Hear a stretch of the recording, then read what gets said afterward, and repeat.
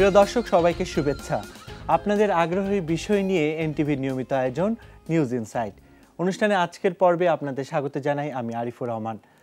দর্শক, অনেক আলোচনার পর সম্প্রতি তেলের মূল্য নিয়ে, পাশাপাশি নওগাঁয় চুনাপাথর খনির সন্ধান এবং বিদ্যুৎ খাতে সরকারের অগ্রগতি নিয়ে আজ আমরা কথা বলবো বিদ্যুৎ, জ্বালানি ও খনিজ সম্পদ মন্ত্রণালয়ের প্রতিমন্ত্রী নসরুল হামিদের সাথে। মাননীয় প্রতিমন্ত্রী, আপনাকে স্বাগত জানাচ্ছি আমাদের সাথে থাকার জন্য। আপনাদেরকেও স্বাগত। সেই সাথে অংশগ্রহণ করবে ঢাকা বিশ্ববিদ্যালয় এবং বুয়েটের শিক্ষার্থীরা। অনুষ্ঠানের শুরুতেই একটু পেছনের দিকে যেতে চাই। মাননীয় প্রতিমন্ত্রী প্রথম যখন দায়িত্ব পেলেন তখন থেকেই যে চ্যালেঞ্জগুলো মোকাবেলা করেছেন, প্রথমেই আমরা সেই বিষয় নিয়ে কথা বলবো। অনুষ্ঠানের শুরুতেই যে বিষয়গুলো জানতে চাইবো, তো দায়িত্ব নেওয়ার পর থেকে তো অনেকগুলো চ্যালেঞ্জ অলরেডি ছিল, তো তখনকার চ্যালেঞ্জ আর এখন যে চ্যালেঞ্জগুলো ফেস করছেন, এই দুটো দিক আমরা প্রথমে শুরুতে জানতে চাইবো। প্রথম চ্যালেঞ্জ তো ছিল, যখন ঢুকলাম তখন তো কিছু বুঝতাম না, এটা স্বাভাবিক কথা, নতুন করে ঢুকেছি মাত্র। বিদ্যুৎ এবং জ্বালানি তো আমার সাবজেক্ট ছিল না, আমার লেখাপড়ার মধ্যেও সাবজেক্ট ছিল না, আমি ইকোনমিক্সের ছাত্র। তারপরেও এটা একটা বড় চ্যালেঞ্জ ছিল যে তখন একটা বেস লেভেলে বিদ্যুৎ কিন্তু শেখ হাসিনা সরকার মূলত করে ফেলছে, বেস লেভেলে বিদ্যুৎটা। এরপরে ফার্দার আরও ইনক্রিজ করা, এবং আমার টার্গেট হলো 21 সালের মধ্যে যেভাবেই হোক 24,000 মেগাওয়াট নিয়ে যাওয়া। আর জ্বালানির সবচেয়ে বড় বিষয়টা ছিল যে বাংলাদেশে আগামী দিনের জ্বালানিকে সিকিউর করা, in the sense of liquid fuel অথবা গ্যাস, যেটাই বলি না কেন। কারণ ইন্ডাস্ট্রিতে আমাকে গ্যাসের কানেকশন দিতে হবে, যেভাবে ইন্ডাস্ট্রি গ্রো করছে, বিশেষ করে আমাদের textile, garments and other industries. তো প্রথম 4-5 মাস তো বুঝতেই গেল সময়, এবং আরেকটা বড় জিনিস হলো মিনিস্ট্রি কীভাবে চলে সেগুলো আমাদের বোঝার একটা ব্যাপার ছিল এগুলিকে। তবে একটা সুবিধা ছিল আমার জন্য যে আমার বিদ্যুৎ এবং জ্বালানিতে কিন্তু একটা ভালো টিম আমি পেয়েছি কাজ করার জন্য। এই টিমটা অর্থাৎ 2009 থেকে তৈরি হয়েছে, এবং যেহেতু মাননীয় প্রধানমন্ত্রী শেখ হাসিনা এই মন্ত্রণালয়ের মন্ত্রী হিসাবে উনি ওভারলুক করেন, সেই কারণে কিন্তু এখানে একটা ভালো টিম তৈরি হয়েছে কাজ করার জন্য। এবং বলতে গেলে সবাই আমার খুব সাপোর্টিভ ছিল। আমাদের অ্যাডভাইজার ডক্টর তৌফিক এলাহি, উনি এক সময় এখানকার সচিব ছিলেন। আমাদের মুখ্য সচিব আবুল কালাম আজাদ, উনি এখানকার সচিব ছিলেন, যার কারণে আমাকে ওনাদের সাপোর্টও কিন্তু আমাকে খুব তাড়াতাড়ি আমি ধরতে পেরেছি আর কি, বিষয়গুলো কিনে কাজ করার সুবিধা হয়েছে। এখন যে সুবিধাটা হচ্ছে, সবাই আমরা টিমভাবে প্ল্যান করি এবং আমরা টিম ওয়াইজ চলতে পারি। এই জিনিসটা খুব বড় দরকার, কারণ একটা ডেভেলপমেন্ট মিনিস্ট্রি, এত বড় বাজেট, এটাকে সামনে নিয়ে যাওয়া, আর এত চ্যালেঞ্জগুলো সামনে, নিরবিচ্ছিন্ন বিদ্যুৎ দেওয়া, সাশ্রয়ী মূল্যে বিদ্যুৎ দেওয়া, তেলের প্রাইস ড্রপ করতেছে, সেটা কীভাবে অ্যাডজাস্টমেন্টে যাব, তারপরে তেলের জায়গায় অপশন কি আসবে, গ্যাস ফুরিয়ে যাচ্ছে, সেটার অপশন কি দিব, এগুলি ব্যাপক একটা এরিয়া যেখানে আমাকে মিট করতে হচ্ছে। তো এই ফেস করতে গিয়ে আপনি বললেন, তেলের কথা বললেন, গ্যাসের কথা বললেন, বিদ্যুতের কথা বললেন, এই তিনটার মধ্যে কোনটা ফেস করতে আপনার কাছে মনে হচ্ছে যে সবচেয়ে বড় চ্যালেঞ্জ এখনকার জন্য? আমার কাছে মনে হয় যে এটা তো যেই মন্ত্রণালয়ে আমরা আছি, সেই মন্ত্রণালয়টা কিন্তু টোটাল ইকোনমিক্সের একটা বৃহৎ অংশ নিয়ে রাখছে। আমাদের বাংলাদেশের যে আগামী দিনের যে বাংলাদেশ আমরা চিন্তা করছি, অধিকাংশ নির্ভর করছে কিন্তু আমাদের মন্ত্রণালয়ের উপর। আমাকে যেভাবেই হোক সারা বাংলাদেশের সকলের কাছে বিদ্যুৎ পৌঁছাতে হবে, তাহলে আমার ডেভেলপমেন্টের মাত্রাটা বেড়ে যাবে। আমাকে যেভাবেই হোক কেবল বিদ্যুৎ পৌঁছালে হবে না, নির্বিচ্ছিন্ন ভালো বিদ্যুৎ দিতে হবে একটা সময় গিয়ে। আমাকে যেভাবেই হোক 360 কিলোওয়াট যেটা অ্যাভারেজ আমরা ইউজ করি, সেটাকে 600 কিলোওয়াটে নিয়ে যেতে হবে তাদের ইউজারটা, বিহেভিয়ারটা। এটা একটা বড় চ্যালেঞ্জ কিন্তু। 600 to 700 কিলোওয়াট ব্যবহারে আমাকে গ্রাহককে নিয়ে যেতে হবে, এবং তারা যেন নিরবিচ্ছিন্ন পায়। না হলে কিন্তু আমরা মধ্যমায়ের দেশের দিকে এই দ্রুততার সাথে যেতে পারবো না। ভীষণ তো প্রধানমন্ত্রী শেখ হাসিনা দিয়ে দিয়েছেন যে আমরা 21 সালের দিকে কোথায় যেতে চাই, 31 সালের দিকে আমরা কোথায় দেখতে চাই, বা 40 সালে আমি কোথায় দেখতে চাই। সেই টার্গেটটা ধরেই কিন্তু আমরা সমস্ত প্ল্যানিং। কারণ বিদ্যুতের মাস্টার প্ল্যান 2010 সালে তৈরি হয়ে গেছে, এখন এটা রিভিউ প্ল্যান চলছে। জ্বালানি তো ঠিক একই অবস্থা, যে এখন জ্বালানি আমি যে যদি লিকুইড ফুয়েলের সিকিউরিটি আমি চিন্তা করি, আমার ধরেন 1.5 মাসের মতো লিকুইড ফুয়েল আমি রাখতে পারি। সেটাকে আমাকে যদি একটা প্রপার লিকুইড ফুয়েলের আমার স্ট্রেংথ করতে হয়, তাহলে আমাকে 3 মাস মিনিমাম আমাকে স্টোরেজ ক্যাপাসিটি থাকতে হবে এবং নিরবিচ্ছিন্ন থাকতে হবে। সো আমাকে কারণ যেভাবে এক্সপানশন হচ্ছে এই মার্কেট, আপনাকে জেট ফুয়েলের কথা বলি। আগে জেট ফুয়েল যেটা আমাদের বিমানে ব্যবহার করা হতো, গত বছর থেকে এখনকার বছরে প্রায় 3 গুণ 4 গুণ বেড়ে গেছে, বিকজ প্লেন বেশি আসতেছে। আলটিমেটলি আগামীতে আরও বেশি আসবে, আমাকে সেখানে সার্ভ করতে হবে তাদের কাছে। গাড়ি কন্টিনিউ বাড়তেছে, সেখানে আমাকে সার্ভ করতে হবে। আবার শিফট হচ্ছে, যেগুলি অয়েলের পাম্প ছিল সেগুলি শিফট হয়ে বিদ্যুৎ যাচ্ছে, বিদ্যুতে চলে যাচ্ছে, সেখানে আমাকে বিদ্যুৎ দিতে হবে, কারণ সেচের ব্যবস্থা নাহলে হ্যাম্পার হবে সারা বাংলাদেশে। তারপরে আবার গ্যাস, আমার গ্যাস ডিক্লাইন করতেছে প্রতি বছর, কারণ আমাদের সম্পদ ফুরিয়ে আসতেছে। এটাকে প্রপার ওয়েতে ম্যানেজ করা, কারণ আমরা বিগত দিনের আমরা এই গ্যাসকে প্রপার ম্যানেজমেন্টের মধ্যে নিয়ে আসি নাই। গ্যাস ম্যানেজমেন্ট মাস্টার প্ল্যান ছিল না কখনো, যেটা এখন আমাকে এই প্ল্যানের মধ্যে যেতে হচ্ছে। সো আমি কি গ্যাসটাকে প্রায়োরিটি দেবো কোথায়? আমি কি বাড়িতে দেবো আগে গ্যাস পাইপলাইনে, নাকি সেটাকে ইন্ডাস্ট্রিতে দেবো গ্যাস, নাকি আমি সেটাতে বিদ্যুৎ বানাবো গ্যাস? এগুলিকে আমাকে চিন্তা করতে হচ্ছে এখন। সেখান থেকে যদি সরে আসতে চাই, তাহলে অপশন কী হবে বাড়িতে, সে অপশনটাও দিতে হবে। এবং সেই জ্বালানি যেন সাশ্রয়ী মূল্য হয়, যে ধনী লোক সে যেন বলতে না পারে যা আমার জন্য খুব বেশি দাম হয়ে গেছে, ইভেন গরিব লোকও যেন না বলতে পারে যে আমার জন্য খুব বেশি হয়ে গেছে। তার মানে সবার জন্য রিজনেবল রেটে আমাকে জ্বালানি আবাসিক খাতে পৌঁছাতে হবে। প্লাস আমার গাড়ির যে সিএনজি, সেটা কি আমার লাভজনক হচ্ছে কি না ব্যবহারে ওভারঅল গ্যাস দিয়ে, নাকি সেটা আমার ওয়েস্টের দিকে যাচ্ছে, নাকি আমি তাকে লিকুইড ফুয়েলে নিয়ে যাব। এই সমস্ত ক্যালকুলেশন মাথায় রেখে কিন্তু আমাদের আগামী দিনের এই প্ল্যানিং এর ইকোনমিক্সটা ঠিক করতে হচ্ছে। তো অবশ্যই এটা বড় চ্যালেঞ্জ। তো এখন এমনিতে তো গরম, তার মধ্যে তো আবহাওয়া অফিসে তো আমাদের ভালো খবর দিচ্ছে না, সামনে আরও গরম আসবে। তো গরম বাড়লেই স্বাভাবিকভাবে বিদ্যুতের চাহিদাও বাড়বে। তো এই অবস্থায় কি নিরবচ্ছিন্ন বিদ্যুৎ কি সব জায়গায় পৌঁছে দেওয়া সম্ভব হবে এই সামনের দিনগুলোতে? আপনাদের গরম লাগছে, আমার কিন্তু টেনশন লাগে। যখন গরম বেশি পড়ে তা আমার টেনশন হয়। তো এই কারণে অবশ্যই আমরা আশা করছি আমরা ভালো বিদ্যুৎ দিতে পারবো। সাময়িকভাবে কিছু কিছু জায়গায় অসুবিধা হচ্ছে আমি জানি, এবং সেই জায়গাটাও আমরা পূরণ করার চেষ্টা করছি। অনেক জায়গায় আমরা সাবস্টেশন চেঞ্জ করতেছি, লাইন চেঞ্জ করছি। আবার এর মধ্যেও আমরা জেনেছি যে ভারত থেকেও বিদ্যুৎ আমদানির একটা পরিকল্পনা আছে। তো জানতে চাইব যে কত মেগাওয়াট বিদ্যুৎ পরিকল্পনা আমদানির আপনাদের এই পরিকল্পনা? আমরা রিজিনাল পাওয়ারে আমরা এই মুহূর্তে আমরা চাচ্ছি 6000 মেগাওয়াট। আমরা নিচ্ছি এখন 500 মেগাওয়াট ভারত থেকে, আরও 500 মেগাওয়াট আমাদের তৈরি হচ্ছে, আমরা নেওয়ার চেষ্টা করছি। এইচবিডিসি আমাদের নতুন করে হচ্ছে, আর একটা গ্রিড লাইন তৈরি হচ্ছে। আমরা ত্রিপুরা থেকে 100 নিচ্ছি, আরও 100 চেয়েছি, এবং ত্রিপুরা সরকার বলেছেন যে রাজ্য সরকার রাজি হয়েছেন, তারা আরও 100 মেগাওয়াট দিবে। তবে আমরা চেষ্টা করছি ভুটানে ইনভেস্টমেন্ট করে সেখান থেকে হাইড্রো পাওয়ার নিয়ে আসতে। আমরা চেষ্টা করছি নেপাল থেকে হাইড্রো পাওয়ার নিয়ে আসতে, কারণ এখানে একটা বিশাল ক্যাপাসিটি তাদের তৈরি আছে। অর্থাৎ ভুটান ইচ্ছা করলে তাদের ক্যাপাসিটি ইনক্রিজ করতে পারে 5000 থেকে 40000 মেগাওয়াট হাইড্রো পাওয়ার। ভুটান ইতিমধ্যেই মধ্যমায়ের দেশে চলে গেছেন, প্রায় 2500 মেগাওয়াট এক্সপোর্ট করে ভারতে। আর যদি 5000 মেগাওয়াট আরও এক্সপোর্ট করে, তাহলে ওইটা হবে সবচেয়ে ধনী দেশের মধ্যে একটা সার্কের মধ্যে ভুটান। তাহলে ভারতের সাথে আলোচনা এখন কত দূর আসলে অগ্রসর হয়েছে? আমরা ভারতের সাথে আলোচনা চলছে। এই আগামী মাসে হয়তো আমাদের সেক্রেটারিয়াল লেভেলেও একটা মিটিং হবে। মোটামুটি আমরা জানলা খুলে ফেলছি, এখন দরজাটা খোলা বাকি আছে। আমরাও চাইবো যে খুব দ্রুত ভারতের সাথে সফলভাবে সব ধরনের আলোচনা সম্পূর্ণ হোক। তো এই খাতে আমরা জেনেছি যে 14-15 বিলিয়ন ডলার বিদেশি বিনিয়োগের একটা পরিকল্পনা আছে। তো যদি সেটা বিনিয়োগ হয়, তা আপনারা কিভাবে সেটাকে করবেন? এটা কিছু একটা পার্ট বিনিয়োগ হবে, আর কিছু একটা পার্ট ডেট ইকুইটি হিসাবে আসবে। সো আমরা বিভিন্ন জায়গা থেকে ফাইন্যান্স নিব, ফাইন্যান্সিয়াল ইনস্টিটিউশনগুলির থেকে, এবং সেগুলো কনফার্ম করেছি আমরা বেশ কিছু জায়গার থেকে। আর কিছু কিছু জায়গাতে ইনভেস্টমেন্ট হবে, সেগুলো আমাদের মোটামুটি একটা কনফার্মেশনের মধ্যে আছে।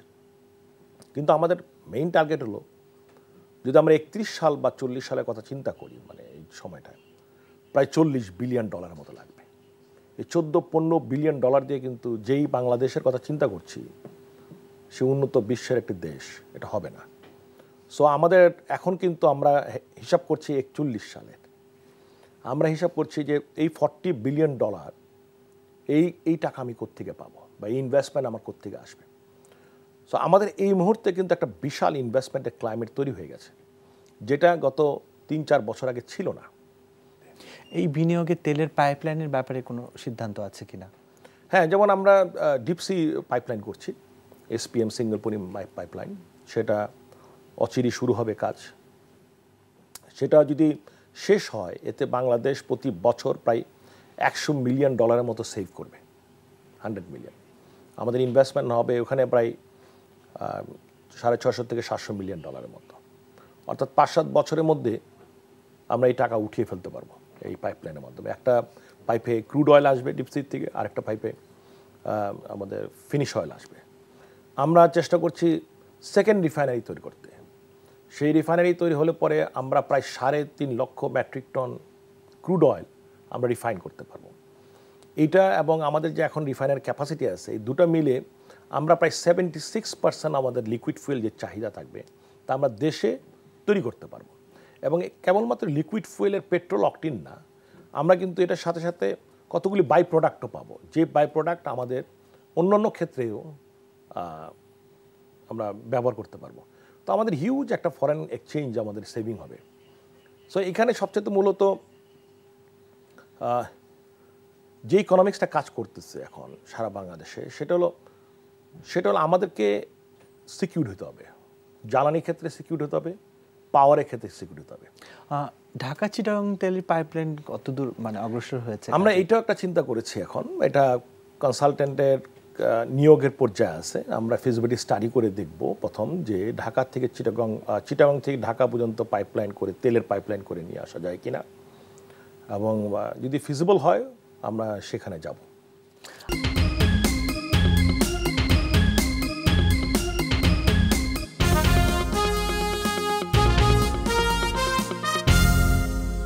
ফিরে এলাম নিউজ ইনসাইডে। দর্শক, আপনাদের ধন্যবাদ সঙ্গে থাকবার জন্য। এবার আমরা স্যার আমন্ত্রিত শিক্ষার্থীদের কাছে চলে যাব, আপনারা প্রশ্ন করুন। আমাদের নর্দার্ন পার্টগুলোতে বাংলাদেশের 3 বিলিয়ন মেট্রিক টনের উপরে কোল মাইন্সে কোলের ওর রয়েছে, কিন্তু আমরা এটা এক্সট্র্যাক্ট করছি না। বাট আমরা চাচ্ছি যে 6000 মেগাওয়াট অ্যাড করার জন্যে শর্ট টার্মে আমরা ইন্ডিয়ার থেকে কোল ইম্পোর্ট করব। তো এখন এখানে দেশীয় টেকনোলজি ইউজ করে ক্যাপিটাল ইন্টেন্সিভ মেশিনারিতে ইনভেস্টমেন্ট নর্দার্ন পার্টসে সরকার কতটা পদক্ষেপ নিচ্ছে, আমি এটা আপনার কাছ থেকে জানতে চাচ্ছি। ধন্যবাদ। Good question. কোল আমরা আদার সোর্সিং করছি, ইন্দোনেশিয়া, অস্ট্রেলিয়া, বিভিন্ন জায়গার থেকে। আমরা মিক্স ফুয়েলে চলে গেছি। আমরা চিন্তা করছি হাফ অফ দি এখনও প্ল্যান যে আমরা কয়লার থেকে নিব, প্রাইস আমাদের কম পড়বে, কয়লায় 4 থেকে 5 টাকা পড়বে এখনও। আর তারপরে আমরা হয়তো কিছু যাবো গ্যাসে, তারপরে আমরা হাইড্রোতে আমরা চেষ্টা করছি, রিনিউয়েবল এনার্জি 10% আমরা যাব। কিন্তু আমরা রিভিউ করছি এখন। আমরা একটা রিভিউ, জাইকা আমাদেরকে সহযোগিতা করছে, জাপান, এই প্ল্যানটাকে রিভিউ করার জন্য। আমরা হয়তো এখানে আমরা রিনিউয়েবল এনার্জির পরিমাণটা একটু বেড়ে যাবে একটা লং টার্মে গিয়ে। আমরা রিজিওনাল পাওয়ারের জায়গাতে আমাদের বাড়িয়ে দিচ্ছি, কারণ আমরা মনে করছি হাইড্রো পাওয়ারে একটা অপরচুনিটি ক্রিয়েট হবে। আমি নিজে ব্যক্তিগতভাবে ভুটানের প্রধানমন্ত্রীর সাথে কথা বলেছি। ভারত, ভুটান এবং আমাদের দেশের ত্রিদেশীয় আমাদের একই টেবিলে থাকতে হবে, তাহলে আমরা ভারত থেকে বা ভুটান থেকে আনতে পারবো বিদ্যুৎ। ভারত থেকে আমরা নিতে যাচ্ছি। সো তাই যদি হয় তাহলে আমাদের একটা মিক্স ফুয়েল তৈরি হবে এবং আমাদের জন্য বেটার হবে ফর লং টার্মে। আমরা আবারও পরের প্রশ্ন চলে যাব। রামপাল বিদ্যুৎ কেন্দ্র, সেখানে বিভিন্ন মহল থেকে বলা হচ্ছে এটা সুন্দরবনের ক্ষতি করবে, আবার হিউম্যান সিকিউরিটির জন্য এটা কনসার্ন। তো সেখানে সেফটি মেজারগুলো কি সরকার গ্রহণ করছেন? এখন কনসার্নটা হলো ওইটা কি কতটুকু দূষণীয় করবে, সে মেজারগুলো আমরা মেনে করছি কিনা। আরেকটা বড় কনসার্ন হলো উন্নত দেশে এগুলি তো মেনে অনেক সময় করে, আমাদের দেশ কি সেটার জন্য প্রস্তুত কিনা, এই বিষয়টা আসতে পারে। আমরা যেটা করতেছি যেসব পাওয়ার প্ল্যান্ট, এগুলি সাংঘাতিকভাবে এনভায়রনমেন্ট এফিসিয়েন্সি দেখে আমরা পাওয়ার প্ল্যান্ট করছি। অবশ্যই কার্বন ইমিশন হবে না, হবে, একদম তো জিরো হবে না। তো এই কার্বন ইমিশন এনভায়রনমেন্টকে কতটুকু ক্ষতি করতে হবে, সেটার মাত্রাটা কতটুকু এটা দেখতে হবে, সেটা আমরা মেনটেন করছি কিনা, যে কমপ্লায়েন্স লেভেলগুলো আছে সেগুলো আমরা মেনটেন করব কিনা, সে মেজারগুলো কিন্তু আমরা এনভায়রনমেন্টে যখন আমরা পারমিশন নিয়েছি কয়লা পাওয়ার প্ল্যান্টের আগে যে ধরনের মেনটেন করতে হবে সেগুলো আমরা মেনটেন করে যাচ্ছি, এবং কোল পাওয়ার প্ল্যান্ট চলাকালীন যখন মেনটেন করতে হবে সেটাকে আমরা মেনটেন করতে হবে, এটা স্বাভাবিক। অ্যাট লাস্ট এটা দেশ তো আমাদের। আমরা আবারও পরের প্রশ্নে চলে যাব। স্যার যেরকম বললেন যে আস্তে আস্তে আমরা গ্যাস নির্ভরতা থেকে বের হয়ে আসতে চাচ্ছি, আমরা কয়লার দিকে ঝুঁকতে চাচ্ছি, তো আমার স্যারের কাছে প্রশ্ন ছিল যে এই কয়লা উত্তোলন নিয়ে এখন পর্যন্ত সরকার কোনো নির্দিষ্ট নীতিমালা এখন পর্যন্ত প্রদান করেনি। তো গ্যাসের ন্যায় পিএসসি যেরকম ছিল এরকম কোনো নীতিমালা কি সরকার কতদিনের মধ্যে বাস্তবায়ন করবে, এবং সেটা যদি করা হয় তাহলে জনগণ কি কি সুবিধা পাবে, সেটা স্যারের কাছে জানতে চাচ্ছি। ধরো এনভায়রনমেন্ট অ্যাক্টিভিস্ট যারা, পরিবেশবাদী যারা, পরিবেশবিদ না পরিবেশবাদী, তাদের কনসার্ন ছিল কয়লা উঠানো যাবে না, তেল গ্যাস রক্ষা করতে হবে, ব্যবহার করা যাবে না। আমার প্রশ্নটা হলো কোন দিকে যাব? আমি বলতে চাই তেল গ্যাস আমাদের, সেটা আমরা ব্যবহার করতে চাই, রক্ষা করে ধরে রাখলে তো হবে না। আমরা কিন্তু গ্যাস একদম বন্ধ করে দিচ্ছি না, আমরা এলএনজি আনবো, আমরা গ্যাস নিয়ে আসবো, তবে গ্যাস যেহেতু প্রাইস বেশি পড়বে সেহেতু আমরা একটা বেস লোডটাকে কোল থেকে নিব, বাট আলটিমেটলি কিন্তু ইন দ্য লং টার্ম আমাদের কিন্তু ক্লিন এনার্জি অর্থাৎ মোর ক্লিন এনার্জিতে যাব, কারণ গ্লোবালি সারা বিশ্ব কিন্তু অ্যাকচুয়ালি আস্তে আস্তে ধীরে ধীরে একটা সময় 20 বছর 30 বছর 40 বছরের জায়গায় রিনিউয়েবলের দিকে চলে যাবে। ক্লিন গ্যাস আমাদের লাগবে ইন্ডাস্ট্রি ডেভেলপমেন্টের জন্য, গ্যাস আমাদের বেস লোডে কিছুটা লাগবেই, যেমন লিকুইড ফুয়েল আমাদের পিক আওয়ারে লাগবেই, পিকিংয়ের জন্য পিকিং পাওয়ার জন্য কিছুটা 10 to 15% লিকুইড ফুয়েল আমাদের লাগবেই, রাখতেই হবে একটা। এখন হয়তো আমরা লিকুইড ফুয়েল 20 to 25% রাখতেছি, বিকজ আমাদের হাতে অপশন নাই এখন। যদি আমরা কোল পাওয়ার তো কালকে চাইলে তুমি পারবা না, 5 বছর লাগবে, সেখানে $1 বিলিয়ন আমার ব্যবস্থা করতে হচ্ছে। আমাকে অনেকে প্রশ্ন করেন কয়লার পাওয়ার প্ল্যান্ট কেন আপনারা করতে পারলেন না, তা আপনারা গত 5 বছর যাবত চিল্লাচ্ছেন। এইটাও একটা বড় জিনিস, $1.5 বিলিয়ন আমি প্রাইভেট সেক্টরে দিলাম, তাকেও তো ম্যানেজ করতে হবে। বাংলাদেশ তো কালকে চাইলে পরশু দিনই টাকা খরচ করতে পারে না, তাকেও হিসাব করে চলতে হবে। সো ওই বিষয়গুলো কিন্তু আমাদের মাথায় আস্তে আস্তে আমরা ধীরে ধীরে যেতে চাচ্ছি। হ্যাঁ, একটা সময় গিয়ে আমাদের এই প্রবলেমগুলো হবে না, আমরা নিরবিচ্ছিন্ন বিদ্যুৎ পেতে বা ভালো বিদ্যুৎ পেতে আরও 3-4 বছর আমাদের কাজ করতে হবে। বেস লোডে পৌঁছাতে গেলে আমাদের আরও 4-5 বছর লাগবে, সেই সময়টুক আমি মনে করি দেশবাসীর ধৈর্য ধরা দরকার। স্যার, এবার একটু ভিন্ন প্রসঙ্গে আসবো। আমাদের সমুদ্রের দিকে আমি একটু তাকাবো, যে সেখানে আমরা জানিছি এরই মধ্যে যে অনেক খনিজ সম্পদও আছে, তো সেগুলোকে নেয়ার ব্যাপারে আপনাদের কি কি পদক্ষেপ আপনারা নিয়েছেন? আমরা এটাকে নাম দিচ্ছি ব্লু ইকোনমি। আমরা বলছি আমরা এই সরকার আমরা পদক্ষেপ নিয়েছি, আমাদের একটা দপ্তর আছে জিএসবি, জিওলজিক্যাল সার্ভে ডিপার্টমেন্ট। আমরা নিজেরা সার্ভে করার জন্য এই আমাদের বিস্তৃত যে এলাকা পাওয়া গেছে সমুদ্রের মধ্যে, আমরা একটা অ্যাকশন প্ল্যান তৈরি করেছি।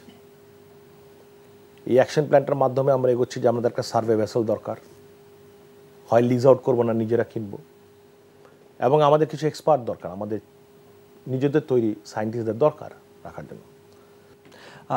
আপনি কিছুক্ষণ আগে একটা কথা বলেছিলেন যে আমাদের ইন্ডাস্ট্রিগুলো ডেভেলপ করার জন্য যে গ্যাসের সরবরাহের বিষয়ে কথা বলেছেন। আমরা জানি যে আবাসিক খাতে এখন গ্যাস বন্ধ আছে এবং অনেক শিল্প কারখানা মালিকরাও তাদের চাহিদা মতো গ্যাস পাচ্ছে না। তো সামনের দিনগুলোতে শিল্প কারখানা মালিকদের ক্ষেত্রে কোনো সুখবর আছে কিনা গ্যাস তাদের দেওয়ার ব্যাপারে? আমি মনে করি যে গ্যাসের এই জায়গাটায় আমাদের একটা ভালো পর্যায়ে আসতে গেলে আরও 2-2.5 বছর লাগবে।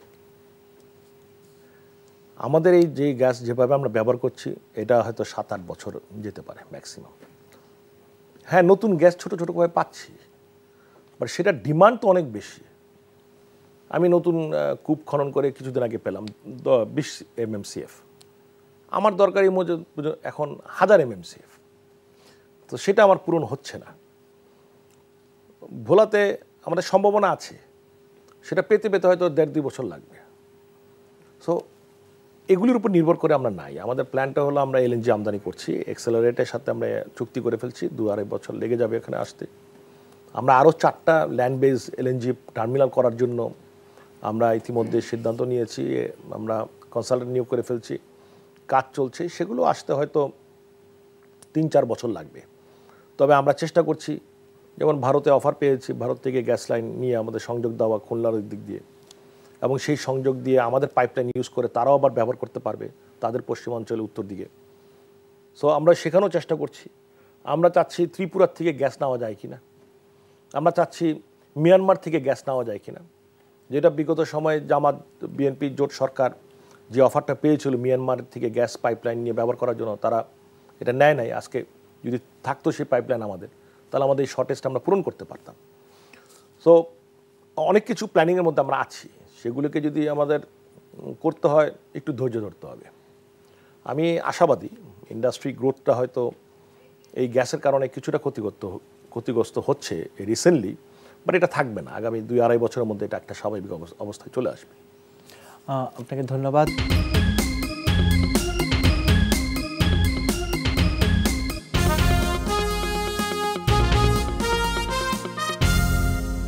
আবার ফিরে এলাম নিউজ ইনসাইডে। ধন্যবাদ সাথে থাকবার জন্য। একটি বিষয়, আপনি গ্যাস নিয়ে কথা বললাম, কয়লা নিয়ে কথা বললাম, আমি একটু ফুয়েল নিয়ে আসবো। আমরা এরই মধ্যে দেখেছি আপনি ফুয়েলের মূল্য আপনি বলেছেন যে 3টি ধাপে কমাবেন, একটি ধাপে অলরেডি কমিয়ে ফেলেছেন। দ্বিতীয় এবং তৃতীয় ধাপে এটা কতটুকু কমতে পারে এবং কত মাস বা কত দিন অন্তর অন্তর এটা কমবে, এটা একটু জানতে চাইবো।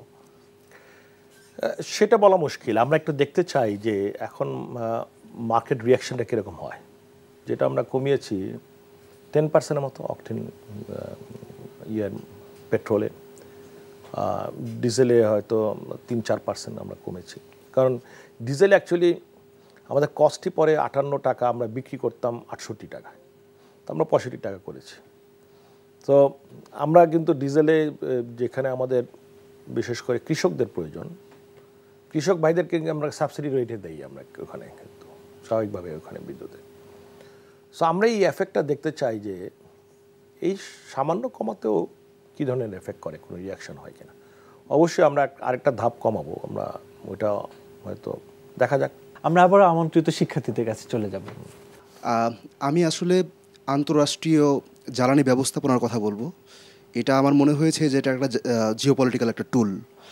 তো আসলে এখন গ্যাসের কথা বললেন, গ্যাসের বিষয়টা এর আগে কথা হয়েছে যে মিয়ানমার থেকে বাংলাদেশ হয়ে ইন্ডিয়া যাওয়ার ব্যাপারটা, সেই সময় সঞ্চারণ মূল্য দিয়ে আমরা গ্যাসটা পেতে পারতাম, কিন্তু সেটা সম্ভব হয়নি। আসলে যে আন্তঃরাষ্ট্রীয় যদি এই ব্যবস্থাপনাটা গড়ে ওঠে, আসলে এইখানে যদি এই জিওপলিটিক্যাল টুলটাকে খুব ভালোভাবে আমরা ব্যবহার করতে পারি, আমার এর আগেও যেমন মধ্য এশিয়ায় হয়েছে, মানে আন্তঃরাষ্ট্রীয় এই ব্যবস্থাপনাগুলো খুব সাহায্য করে ক্রাইসিসগুলো খুব অল্পর মধ্যে নিজের গণ্ডির মধ্যে নিয়ে আসা।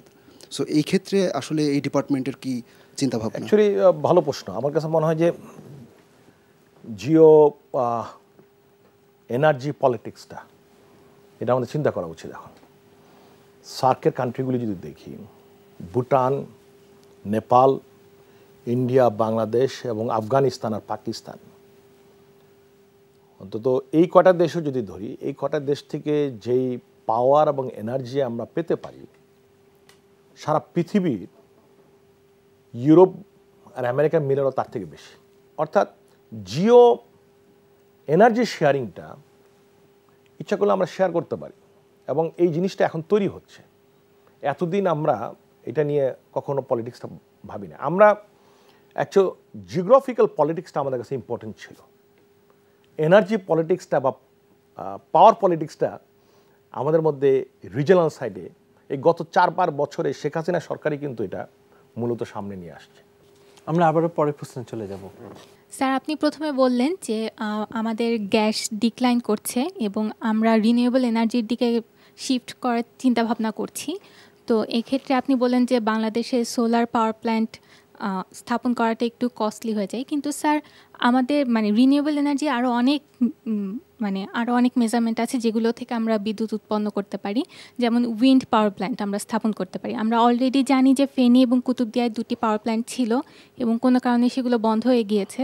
তারপর বাংলাদেশে কক্সবাজারেও প্রায় 700 স্কোয়ার কিলোমিটারের উপরে একটি কোস্টাল বেল্ট আছে, যেটা আমরা আসলে এই ক্ষেত্রে ইউজ করতে পারি। আর বাংলাদেশে মৌসুমি বাতাসটা আমরা ব্যবহার করতে পারি, মে থেকে অক্টোবর আমরা এই বাতাসটা পেয়ে থাকি। তো এই ক্ষেত্রে স্যার আপনাদের পরবর্তী পরিকল্পনাটা কীরকম? ভালো প্রশ্ন। উইন্ডের ব্যাপারে আমরা ম্যাপিং চলছে, আমাদের একটা উইন্ড ম্যাপিং থাকা দরকার যে কোন জায়গায় কী আছে। অনেকে অনেক ডাটা নিয়ে আসছে, বাট আমরা ডেফিনেট হওয়ার জন্য অ্যাটলিস্ট 2টা সিজন যেন আমরা পাই সেভাবে ম্যাপিং চলছে। আমাদের কাছে কিছু হিসাব আছে, আমরা যে উইন্ড পাওয়ার প্ল্যান্ট বসিয়েছিলাম সেটা খুব আউটডেটেড। সো আমাদের এখন টেকনোলজি অনেক অ্যাডভান্স হয়ে গেছে। 5-7 উইন্ডের ব্লো থাকলেই সেখানে ইচ্ছা করলে ভালো একটা পাওয়ার প্ল্যান্ট করা যায়, একটা উইন্ড মিল করা যায়। সো উইন্ড মিলটা মানে উইন্ড পাওয়ার প্ল্যান্ট ডেভেলপ করা যায়। সো আমি অপেক্ষায় আছি ডাটার জন্য। হয়তো আমার এই বছরটা লাগবে, তারপরে হয়তো আমার অনেক ইনভেস্টমেন্টের অপরচুনিটি ক্রিয়েট হয়ে গেছে। অনেকে নরওয়ে থেকে আরম্ভ করে অনেক দেশের ইনভেস্টাররা এখানে ইনভেস্টমেন্ট করতে যাচ্ছে। সো আমরা যদি লোকেশন ঠিক করতে পারি, আমরা যদি উইন্ড ম্যাপিংটা আমাদের কাছে চলে আসে ডাটাগুলো, তাহলে ইজিলি আমরা যেতে পারবো। এখন আমার দুটো প্রশ্ন আছে। দেশে সম্প্রতি একটা চুনা পাথরের খনির আমরা সন্ধানে খবর পেয়েছি এবং জানতে চাইবো যে এটা বাণিজ্যিকভাবে এটা উত্তোলনের কোনো সম্ভাবনা আছে কিনা। পাশাপাশি আরেকটি বিষয় যে আমাদের দেশে তো অনেক খনিজ সম্পদের কথা আমরা জানি, তো এগুলো পাওয়ার জন্য কোনো গবেষণা হয় কিনা? আমাদের দেশে ভূপৃষ্ঠের উপরে যেরকম সম্ভাবনা প্রচুর ধান হয়, খাদ্যে স্বয়ংসম্পূর্ণ, ভূপৃষ্ঠের নিচেও একটা বড় সম্ভাবনা। গ্যাস কিন্তু অফুন্ত না, বড় স্ট্রাকচার না, আমাদের ট্র্যাপ গ্যাস যেটা আমরা ব্যবহার করছি। নিচে আমাদের কয়লা আছে, আমাদের লাইমস্টোন 61-এ জয়পুরহাটে পাওয়া গেছে।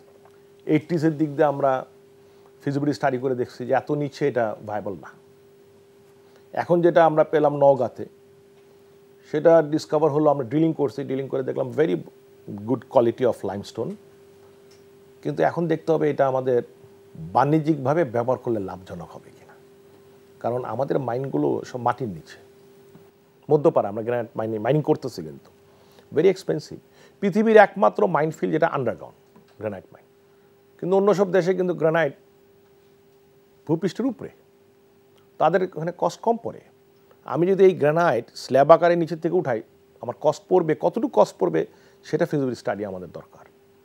আমরা কিন্তু সারা বাংলাদেশে সমস্ত পাথর ওই এক মাইন থেকে কিন্তু ব্যবহার করতে পারি, হার্ড স্টোন থেকে ব্যবহার করতে পারি, কিন্তু সেই ব্যবহারটা কতটুকু লাভজনক হবে, কস্ট গিয়ে কতটুকু পড়বে, সেটা ফিজিবিলিটি স্টাডি আমরা এখন করছি। সো মাইনিং থাকলেই হবে না, আদৌ এটা বাণিজ্যিকভাবে লাভজনক কিনা সেই বিষয়টা দেখা দরকার। যে আপনার যদি কোনো প্রশ্ন থাকে আপনি তাদের করতে পারেন। হ্যাঁ, আমি তো এর মধ্যে অনেক কথা হলো ওদের সাথে, মেকানিক্যাল ইঞ্জিনিয়ার ছাত্র আমাদের, বিশেষ করে আমাদের মিনিস্ট্রিতে অনেক মেকানিক্যাল ইঞ্জিনিয়ার আছে যারা কোল মাইন ফিল্ডে কাজ করতেছেন, গ্যাস ফিল্ডে কাজ করতেছেন। সবচেয়ে ব্যাপার হলো আমাদের ইউনিভার্সিটিগুলিতে মাইনিং ইঞ্জিনিয়ারিং সাবজেক্ট নাই, যেটা আমাদের দরকার ছিল বহু আগে। কিন্তু 64-এর দিকে গিয়ে আমাদের মাইন ফিল্ডগুলো আসছে, যেমন gas field, it's a mine thing, fossil fuel, coal, hard rock, এত মাইন ফিল্ড আছে, কিন্তু আমাদের নিজেদের মাইনিং ইঞ্জিনিয়ার নাই। এটা আমাদের কাছে মানে বড় ব্যাপার। তোমরা প্রশ্নটা হলো যে তোমরা কি ইচ্ছা প্রকাশ করো যে আমাদের এই দেশে এই জায়গাটায় আমাদের এরকম ডিপার্টমেন্ট থাকা উচিত, ইউনিভার্সিটিগুলি থাকা উচিত? তোমাদের কি মনে হয়? আনসার তো স্যার অনেক ক্লিয়ার, অবশ্যই। কারণ হচ্ছে আমাদের জাস্ট আপনি যা বললেন, জাস্ট মাইনিংয়ের ব্যাপারটা আমাদের চিন্তা করতে হবে না, আমাদের সাস্টেইনেবল মাইনিংও করতে হবে, আমাদের ফিজিবিলিটি স্টাডিজ করতে হবে। তো কারেন্টলি বুয়েটে মেকানিক্যাল ইঞ্জিনিয়ারিং ডিপার্টমেন্টে লাস্ট ইয়ারে মাইনিং একটা সাব স্পেশালাইজেশন, আর কেমিক্যাল ইঞ্জিনিয়ারিং বা ম্যাটেরিয়াল ওর মিনারেল এক্সট্রাকশন ইঞ্জিনিয়ারিং এমএমই ডিপার্টমেন্টগুলোতে ওখানে হচ্ছে এটা একটা লাস্ট ইয়ার স্পেশালাইজেশন। বাট এটা যদি একটা স্পেশালাইজ ডিপার্টমেন্ট থাকে, যেমন বুয়েটে এখন বায়োমেডিক্যাল ইঞ্জিনিয়ারিং ডিপার্টমেন্ট হচ্ছে, কয়েকদিন পরে হয়তো এরোনটিক্যাল ইঞ্জিনিয়ারিং হবে, তো এরকম যদি একটা স্পেশালাইজ ডিপার্টমেন্ট থাকে তাহলে হয়তো রিসোর্সেসগুলো আরও ফোকাস করতে পারবে। কারণ আমাদের বুয়েটে টিচারদেরও অভাব, অনেকজন এরকম স্পেশালাইজ টিচার্স পাওয়া অনেক কষ্ট। তো এরকম যদি থাকে তাহলে অনেকজন অবশ্যই ইনসেন্টিভাইজড হবে দেশে থাকতে ও এটা নিয়ে রিসার্চ করতে। তো হয়তো তখন আপনাদের ফিজিবিলিটি স্টাডিজগুলো হয়তো স্টাডিটা ক্যারি আউট করা হয়তো আরও তাড়াতাড়ি ফিজিবল হয়ে যাবে। আমার প্রশ্ন হলো তোমার কাছে যে তুমিও তো বুয়েটে, আমাদের এই সেক্টরে আমি যা দেখলাম, আমাদের মেকানিক্যাল ইঞ্জিনিয়ার বলো বা যারা ইঞ্জিনিয়ার কাজ করছেন, আমি খুব মেয়েদেরকে কম দেখি চাকরি করতে। কেন? জি স্যার, এই ক্ষেত্রে আমার মতামত যেটা, আমরা খুব রিসেন্টলি আমার একটা ইন্ডাস্ট্রিয়াল ট্যুরে আমাদেরকে নিয়ে গিয়েছিল অনেকগুলো পাওয়ার প্ল্যান্টে, আশুগঞ্জে, তারপর নারায়ণগঞ্জে। তো আমরা যেটা দেখলাম যে ওখানের কাজগুলো আমাদের কাছে খুব ইন্টারেস্টিং লাগছিল। এমনি তো যদিও আমাদের ডিপার্টমেন্টের মেয়ের সংখ্যাটা একটু কম, বাট তবু আমরা যারা ছিলাম আমরা সবাই খুব এনথুসিয়াস্টিক্যালি সব দেখছিলাম। মানে আমি যেটা দেখলাম যে ওখানে কোনো ফিমেল ওয়ার্কার্স নেই, মানে নো ইঞ্জিনিয়ার্স যারা ফিমেল। তো আমরা যখন জিজ্ঞেস করলাম তখন তারা বললো এখানে হয়তো অনেক রকমের সমস্যা, তারা সিকিউরিটি নিয়ে চিন্তা করে, এই জন্য জব দেওয়ার সময় তারা আসলে ফিমেলদেরকে নিজে থেকে হায়ার করতে চায় না। তো আমার কাছে মনে হয় যে পলিসিগুলো নেওয়ার সময় হয়তো মানে যদি অনেক ইন্টারেস্টেড মেকানিক্যাল ইঞ্জিনিয়ার তোমার কাছে মনে কি যে এখানে জেন্ডার ডিভিশন একটা চিন্তা করতেছে, ডিসক্রিমিনেশন হচ্ছে? জি, আমার কাছে মনে হয় এখানে একটা আছে, কারণ মাইন্ড সেটআপটা এরকম অলওয়েজ থাকে যে মেয়েরা হয়তো এখানে লং টার্ম থাকবে না, তারা হয়তো পরে চলে যাবে, বা তারা থাকলে তাদের অনেক রকমের সিকিউরিটি ইস্যু থাকতে পারে। তো আমার কাছে মনে হয় যে কিছুটা ডিসক্রিমিনেশন অবশ্যই আছে। এটা কি এরকম না যে মেয়েরা অ্যাকচুয়ালি পড়ছে বুয়েটে কিন্তু পরবর্তীকালে চাকরির জায়গায় আসছে না? জি, সেটা কিছুটা, যেটা আপনি বললেন যে অনেকটাই ব্রেন ড্রেন হয়ে যাচ্ছে, এমনিতেই সংখ্যাটা কম, অনেকেই বাইরে চলে যাচ্ছে, তার উপর যারা থাকে অথবা অনেকে জব মার্কেটে ঢুকতেই চাচ্ছে না। জি, ইচ্ছা থাকলেও হয়তো তারা ফ্যাসিলিটেট করছে না, কারণ যখন একই same job with same qualification দেখা যাচ্ছে হায়ার করার সময় এমপ্লয়ার চাচ্ছে যে একটা মেল এমপ্লয়ি, কারণ সে মনে করছে যে সে হয়তো বেটার। তো তোমরা মনে করছো যে এটা যে এমপ্লয়ার যে আছে সে ডিসক্রিমিনেট করতেছে? জি, এটা থাকতেই পারে একটা, মানে আমার কাছে মনে হয়, কারণ সোসাইটিতে একটা মানে প্রিডিসপোজড এই আইডিয়াটা মানুষের মধ্যে আছে যে মেয়েরা হয়তো গ্রাউন্ড লেভেল ওয়ার্কে অতটা এফিশিয়েন্ট। তাহলে তুমি কি মনে করো আমাদের সোসাইটি এখনো এই জেন্ডার লেভেলে ডিসক্রিমিনেট করে? অবশ্যই আমার মনে হয় কিছুটা আছে, কারণ আমার নিজের ডিপার্টমেন্টে দেখি। আমার মনে হয় স্যার, আমার জেন্ডার ইকুয়ালিটির দিকে আমাদের দেশ অনেক ভালোভাবে আগাচ্ছে। আমার মনে হয় এটা হয়তো একটা প্রিভিয়াস ট্রেন্ড ছিল, বাট এখন female workers in the work place, তাদের ইম্পর্টেন্স, তাদের তারপরে তাদের লিডারশিপ পজিশনস অ্যাকোয়ার করা, তো এটার দিকে আমার মনে হয় দেশ অনেক লিপস অ্যান্ড বাউন্ডসে ইমপ্রুভ করছে। কারণ আমাদের দেশে স্পিকার মহিলা, আমাদের দেশে মাননীয় প্রধানমন্ত্রী মহিলা, আমাদের দেশে বিরোধী দলের নেত্রী মহিলা, আমার বাসায় যে চার্জে আছেন যিনি দায়িত্বে উনিও মহিলা। সো আমরা কেন এরকমভাবে মনে করি এখনো, বা কেন ওদের কাছে মনে হচ্ছে যে এখানে একটা ডিসক্রিমিনেশন হচ্ছে মেয়েদেরকে নিয়ে? স্যার আমি কিছু বলতে চাই। তো এখানে স্যার আমারও মনে হয় এখন আসলে একটা ট্রানজিশন পিরিয়ডে আমরা আছি, যে আগে একটা এরকম একটা চিন্তাভাবনা ছিল যে মেয়েদেরকে ঘরের কাজ সামলে তারপরে বাইরে করতে হবে। তো দুইটা দিকে মনোযোগ দিতে গিয়ে স্বাভাবিকভাবে দেখা যায় যে বাইরের কাজটা হয়তো তাদের ফোকাসটা একটু কম হয়ে যায়, বা তাদের মধ্যে অনেক টেনশন, অনেক চিন্তাভাবনা রাখতে হয়। এইটা করতে গিয়ে বাইরের কাজে শুধুমাত্র ফোকাস, যেমন একটা ছেলে বাইরের কাজে কিন্তু মানে কমপ্লিটলি ফোকাস থাকতে পারে, যেটা একটা মেয়ে হয়তো পারে না আমাদের ট্রেডিশনাল যে সোসাইটি ছিল সেই সোসাইটির প্রেক্ষাপটে। তো এখন একটা ট্রানজিশন পিরিয়ড আছে, এখন অনেক আমরা এই মেন্টালিটিটা অনেক ইমপ্রুভড করছে। তো এখন হচ্ছে যে দেখা যাচ্ছে যে মেয়েরা আসলে বাইরে যাচ্ছে। যেমন আমাদের ডিপার্টমেন্টেই 2 বছর আগেও যেখানে মাত্র 3 জন মেয়ে ছিল পুরো মানে একটা ব্যাচে, তো আমরা আমাদের ব্যাচে আছি আমরা 16 জন, আমাদের পরের ব্যাচে আছে 18 জন। তো আমরা দেখতে পাচ্ছি আসলে ইমপ্রুভ করছে। তো এই ক্ষেত্রে শুধু যে যারা প্রশ্নটা হলো তুমি কি পাশ করার পরে চাকরিতে ঢুকবা? অবশ্যই স্যার, কারণ আমি একটা সেরকম একটা ব্যাকগ্রাউন্ডে তোমাকে যদি ফিল্ডে দায়িত্ব দেওয়া হয় তুমি কি ফিল্ডে কাজ করতে রাজি আছো? জি স্যার, আমি যে কোনো কাজ শিখতে পারবো, এরকম যে কোনো জায়গায় আমি কাজ করতে রাজি আছি। আসল জিনিসটা হলো চ্যালেঞ্জটা থাকবে কিনা।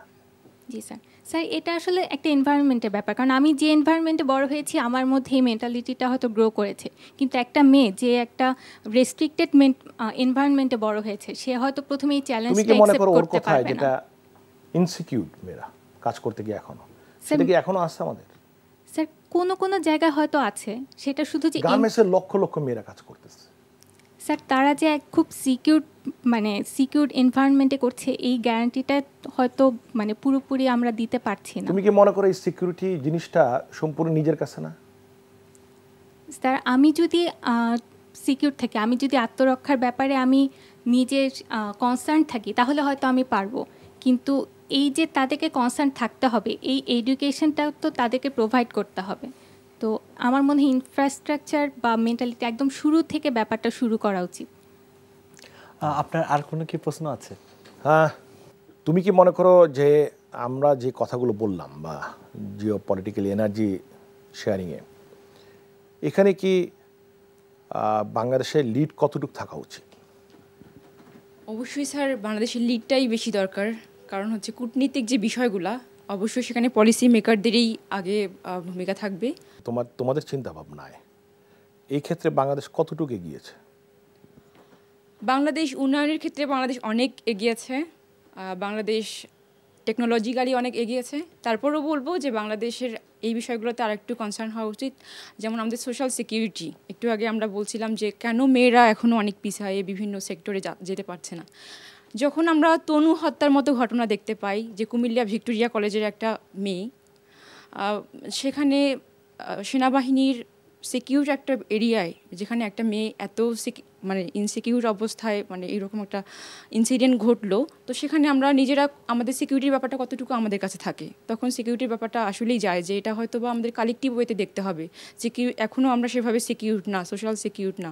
তো এগুলা যদি আমরা সেভাবে দিতে পারি, নারীরা এগিয়ে যাবে। নারীরা যখন ডেভেলপমেন্টের অংশগ্রহণ করতে পারবে এবং উন্নয়নে সমানভাবে পুরুষের সমান তালে চলতে পারবে, আর দেশ আরও বেশি এগিয়ে যাবে।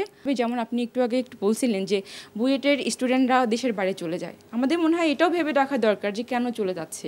আমাদের কিছু ইনসেন্টিভ দিতে হবে, তাদের দিকে লক্ষ্য রাখতে হবে, তাদেরকে মানে সুযোগ করে দিতে হবে, বিভিন্ন সেক্টর তৈরি করে দিতে হবে যাতে তারা সেই সেক্টরগুলোতে কাজ করতে পারে। হাইড্রোপলিটিক্সের ব্যাপারটা আছে, জিওপলিটিক্যাল আরেকটা টুল। সো সেইখানে আমাদের ডিপ্লোমেসি অনেকভাবে মার খেয়ে গেছে। আপনি যেটা কিছুক্ষণ আগে বললেন সেটা হচ্ছে যে হিউম্যান রিসোর্স ডেভেলপমেন্ট। আমার মনে হয় এখন আর্ট অফ ডিলিং আমাদের ডিপ্লোম্যাটদের এটা অনেক বেশি ইম্পর্টেন্ট। মানে হিউম্যান রিসোর্স ডেভেলপমেন্টটা একজন সচিবের যেমন থাকা দরকার, আমার মনে হয় এই ডিলিং ক্যাপাসিটিটা যদি ঠিক না হয়, আমরা মনে হয় এই ক্ষেত্রেও লিডিংয়ে থাকতে পারবো না। স্পেশালি এই যে এনার্জি পলিসিগুলোতেও আমার মনে হয় এটাও একটা ব্যাপার। হাইড্রোপলিটিক্স, তুমি বলতে চাও যে বিগত দিনে যে সরকার যে আরও বেশি ডিসিশন মেকিংয়ে প্রপার হওয়া দরকার ছিল, কারণ বিগত দিনে দেখো ট্রান্স কান্ট্রি যে আমাদের এনার্জি কানেক্টিভিটি দরকার ছিল, মিয়ানমার থেকে আমরা গ্যাস লাইন পাওয়ার যে সুযোগটা ছিল, আমরা বিগত বিএনপি জামাত সরকার কিন্তু সেটা মিস করছে, সেটা নিতে পারে। সেটা কি ভুল ছিল না তুমি মনে করো? আচ্ছা, শুধুমাত্র সঞ্চারণ ফি দিয়ে আপনি বাংলাদেশ সেই গ্যাসটা পেতে পারতো। এটা একটা বড় ধরনের সমস্যা। এই যে ট্রান্সন্যাশনাল রিভারটা, আমরা কিন্তু ইন্টারন্যাশনাল রিভার কমিশন অনুযায়ী কিন্তু ইন্ডিয়ার কোনো অধিকার নাই আমাকে পানি না দিতে পারে সে। একইভাবে ভুটানেরও নাই। কিন্তু ব্যাপারটা হচ্ছে যে আমরা কেন পিছিয়ে পড়ছি? আমাদের আর্ট অফ ডিলিংটা, আমরা যে কোর্টে যে বিচার দিব যে ঠিক আছে আমরা আমাদের ন্যায্য হিস্সা পাই, আমরা তো ইন্ডিয়া কেন বাধা দেওয়া আর কি, জাস্ট আমরা এইটা মানে আসলে মেকটা করতে পারতেছি না। তো আমার মনে হয় হিউম্যান রিসোর্স ডেভেলপমেন্ট এটা আরও আমরা আমাদের জায়গা থেকেই, আমরা যারা যদি কখনো ডিপ্লোম্যাট বা এরকম টাইপের কোনো এক জায়গায় বসতে পারি, আমার মনে হয় আমাদের নিজেদেরও আরও গ্রুম করা দরকার আরও। তো হিউম্যান রিসোর্স ডেভেলপমেন্ট। আমরা অনুষ্ঠানে একদম শেষ দিকে চলে এসেছি, একটা প্রশ্ন দিয়ে অনুষ্ঠানটি শেষ করব। একটা কথা এসেছে যে বিদ্যুৎ এবং গ্যাসের দাম বাড়বে, তো সেক্ষেত্রে আপনাদের পরিকল্পনার বিষয়টা একটু জানতে চাইবো যে এটা কেন? এটা তো এখন নির্ভর করছে বার্কের উপর। আমি মনে করি যে এই জায়গাটা আর আমাদের হাতে নেই। বার্ক হয়তো যদি মনে করেন যে এই জায়গায় অ্যাডজাস্টমেন্ট দরকার আছে তো করবে, সেটার উপরই নির্ভর করছে আর কি।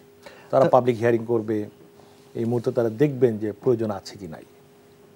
তাহলে আপনারা কি সাধারণ মানুষের ক্রয় ক্ষমতা বা ওভারঅল যে সিচুয়েশনগুলো দাঁড় হবে তখন যদি বিদ্যুৎ এবং গ্যাসের দাম বেড়ে যায়, তখন আপনারা সিচুয়েশনটাকে ফেস করবেন কিভাবে?